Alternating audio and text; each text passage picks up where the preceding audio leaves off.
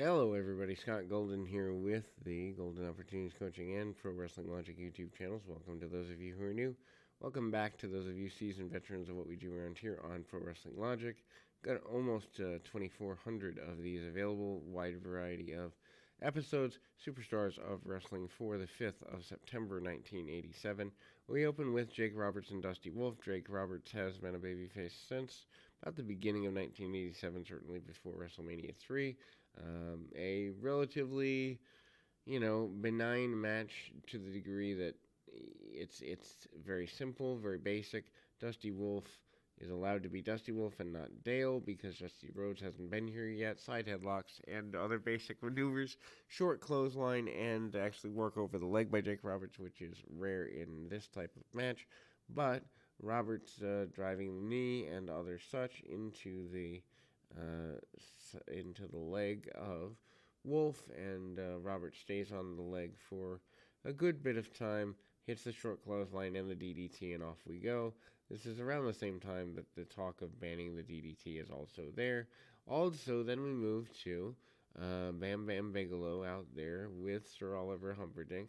Actually, the interview is with none other than Nikolai Volkov.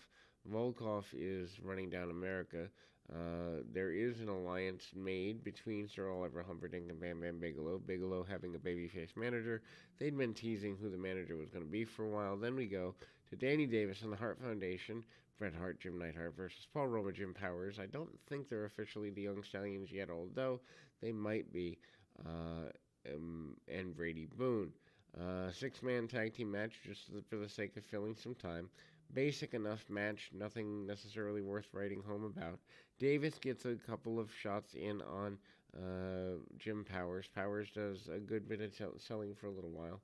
Always going back to the corner, Davis hits a body slam and other basic maneuvers. Tag off to the Hart Foundation, basically time for them to shine. Hart Foundation, your former tag team champions here. Strikeforce is, I believe, in control of those belts at this time.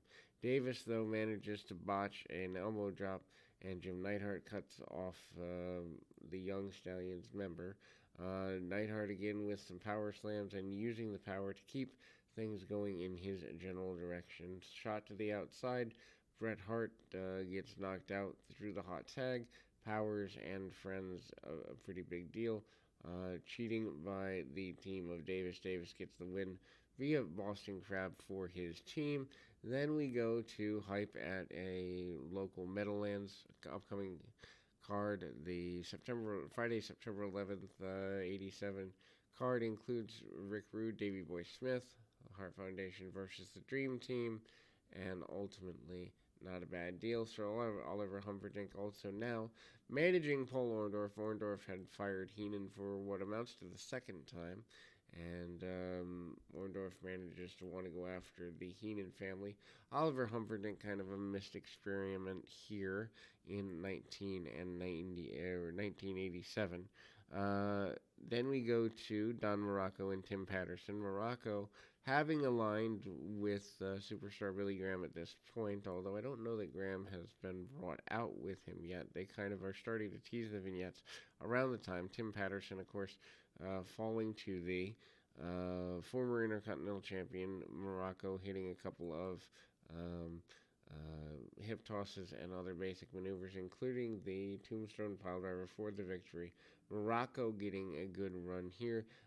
Ace Cowboy Bob Orton cuts a promo about their former team. Remember, they broke up around May, so they've been feuding throughout the summer a little bit.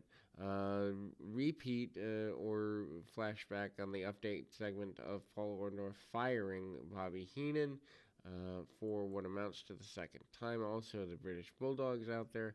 Dynamite Kid, Davey Boy Smith cutting a local area promo and some dog tips with the British Bulldogs, visiting the vet, and other important things. Taking good care of your animal seems to be what they want you to believe the British Bulldogs care about doing. Mike Starr and Killer Khan. Killer Khan in for the Hulk Hogan run. He's gone by the end of the year, so it's a very short run for him. But Killer Khan punch kick Mr. Fuji presenting Killer Khan and keeping the man pretty basic here. Killer Khan also hits a backbreaker and the top rope shot. Hulk Hogan and Killer Khan have an upcoming match in the Meadowlands area, and Hogan pretty determined about that as well.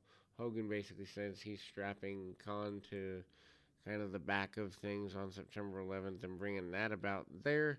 And ultimately, Randy Savage and Tiger Chung Lee out. Randy Savage doing his babyface turnaround this time, going at it with the Honky Tonk Man at the house shows. Savage going at it in a reasonably competitive match with Tiger Chung Lee. Chung Lee is not fully at it in a negative space there, but it's pretty simple in a basic run here, and ultimately, kind of getting him together there in a sort of a punch kick manner. Pretty basic along the way, and continuing to be a couple of hard shots here and there.